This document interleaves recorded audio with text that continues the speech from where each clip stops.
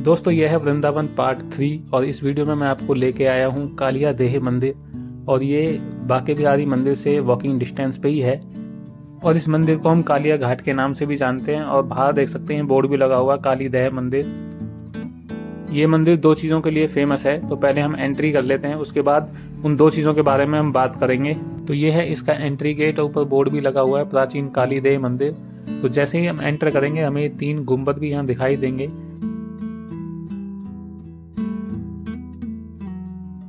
ये गुम्बद के बीच में आपको ये मूर्ति भी दिखाई देगी जो हमें उस वक्त की याद दिलाती है जब भगवान श्री कृष्ण ने कालिया नाग को अपने वश में कर लिया था, वहाँ के जानवरों को विषैले पानी से बचाया था।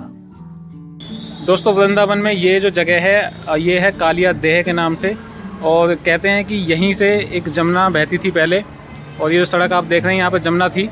और ये पेड़ आप जो सामने देख रहे हैं ये है 5000 साल पुराना। इस पेड़ की वजह से भी ये मंदिर काफ़ी फेमस है। और दोस्तों ये देखिए यहाँ पे लिखा हुआ मनोकामना पूरी करने के लिए कदम वृक्ष। और ये है 5000 साल पुराना। और यहीं से उन्होंने छलांग लगाई थी। और ये सड़क जो आप देख रहे हैं यहाँ पे जमुना होती थी पहले। तो यहीं से उस कालिया नाग का जो है दमन किया था, एक तरह से उसको अपने वश में किया था।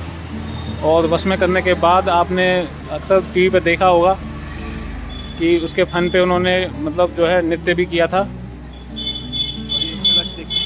वृक्ष पे थोड़ा कलश जैसा चिन्ह दिख रहा होगा, कलश। और ये कलश जैसा, हाँ ये निशान आप देख सकते हैं। मैं जूम करके थोड़ा दिखा देता हूँ, आप ठीक से देख सकते हैं। ये बिल्कुल शेप ऐसी ही बनी हुई है। ये गरुड़ जी ने यहाँ पर अमृत का एक कलश रखा था जो आप सामने देख रहे हैं। ये कलश का निशान, ये कलश ही है। और कुछ अमृत की बूंदें यहाँ पर इस पेड़ पर गिर गई थी, इसीलिए आज भी हरा है। और यहाँ मनोकामना पूरी करने के लिए लोग यहाँ पर ये चुन्नियाँ कुछ बांधते हैं, आप सामने देख सकते हैं ये। और काफ़ी मान्यता है इस वृक्ष की। और इसकी जो बनावट है बिल्कुल अलग है, लगता है कि वाकई में 5000 साल पुराना है ये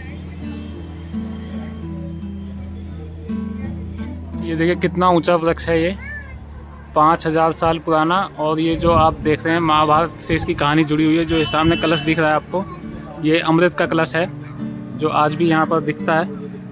और इस पेड़ की जड़ें आप देख सकते हैं कितनी दूर दूर तक फैली हुई हैं। शुरू में मैंने बताया था कि 2 चीज़ों की वजह से फेमस है मंदिर, एक तो कालिया नाग की वजह से और दूसरे इस पेड़ की वजह से।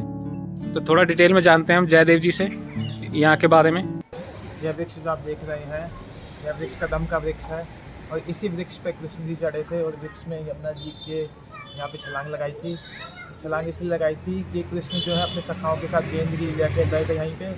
और उनकी गेंद जो है यहाँ पे चली जाती है। सूरदास जी ने यह लीला वर्णन किया अपने सूरसागर ग्रंथ में कि जब गेंद यमुना जी में चली जाती है तो सखा बोलते हैं कि हमारी गेंद वापस लाओ कृष्णा, तुमने यमुना जी में बैठना खाई। तो कृष्ण जहाँ आते हैं अब वृक्ष पे चढ़कर यमुना जी में छलांग लगाते हैं। छलांग लगाने के बाद जब देखते हैं कालिया नाग कहता है मेरे यहाँ यमुना जी में कौन आ गया इस स्थान पर। कालिया नाग उस समय उनके जो 100 फन थे और फंकार मारने लगा कालिया नाग। और कृष्ण जी ने उसके यमुना नदी के अंदर ही उनके साथ जो है फंकार से ही उनको युद्ध करके परास्त किया। और परास्त करने के बाद जैसे आपने अभी फोटो में वहाँ पर जो चित्र बना है तो चित्र में देखा होगा कि कृष्ण जी कालिया नाग के हर एक फन पे खड़े होकर उन्होंने नृत्य किया। और उन्होंने दिखाया कि मैं जैसे लोग कहते हैं नटवर, उनको शिव जी को बोलते हैं नटवर है वो, नटराज जो शिव जी नृत्य करते हैं।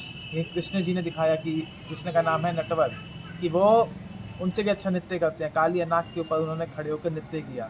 तो यह लीला स्थली इसी स्थान पर हुई, उन्होंने इसी स्थान वृक्ष के ऊपर से कूदे थे। और दूसरा महाभारत में एक कथा वर्णन आती है कि सतयुग में गरुड़ जी ने इसी स्थान पर अमृत कलश रखा था जिसका आपने दर्शन किया अभी। और फिर कुछ बूंदें यहाँ पे गिरी थी कि जब अमृत कलश लाए थे उनकी कुछ बूंदें 3 स्थान पर गिरी थी। एक स्थान नासिक, प्रयागराज और हरिद्वार, जहाँ पर अभी भी कुंभ मेला मनाया जाता है। वो इसी कारण से मनाया जाता है क्योंकि अमृत की बूंदें गिरी थी और इस कलश इस जगह पे रखा गया था, इसलिए यह वृक्ष जो है अमर है। और वृक्ष अमर होने के कारण जब कालिया नाग के जहर से सब कुछ नष्ट हो गया था, लेकिन यह वृक्ष ही बचा रहा था, जो आप ये वृक्ष देख सकते हैं। तो बाकी की लीला अगर आपको किसी को जाननी है तो श्रीमद् भागवतम और महाभारत में पढ़ सकते हैं। दोस्तों जयदेव जी ने हमें पूरी डिटेल में बताया इस पेड़ के बारे में और इस घाट के बारे में, तो काफ़ी अच्छा लगा जानकर। दोस्तों एक घाट बना हुआ है यहाँ पर और आज भी देखिए इतना सुंदर है। और ये कुछ ऊपर से ऐसा दिखता है। और इसके इधर जो है वो सड़क है जहाँ पहले यमुना नदी होती थी। और ये प्रॉपर घाट वही बनाया गया है और यहीं से इस पेड़ से उन्होंने छलांग लगाई थी। अब तो ये काफ़ी चेंज हो गई है जगह यहाँ पर। आज भी कितना सुंदर ये पेड़ दिखाई दे रहा है, मतलब कुछ अमृत की बूंदें गिरने से, और ये समझ लो कि अमर ही हो गया एक तरह से। तो चलिए घाट की उस जगह को थोड़ा सा नज़दीक से हम देख लेते हैं जहाँ पर भगवान श्री कृष्ण आज भी उस नाग के ऊपर दिखाई देते हैं नृत्य करते हुए।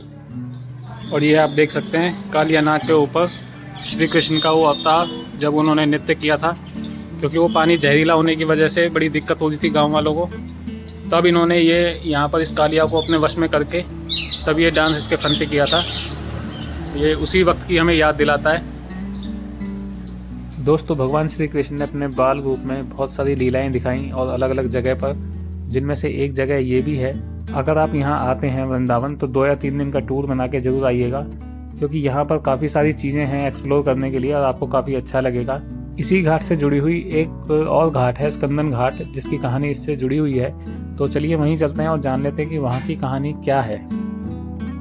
स्कंदन घाट को हम मदन मोहन मंदिर भी कहते हैं, और अगर हम इसकी दूरी की बात करें तो ये कालिया घाट से सिर्फ 5 मिनट के वॉकिंग डिस्टेंस पर है।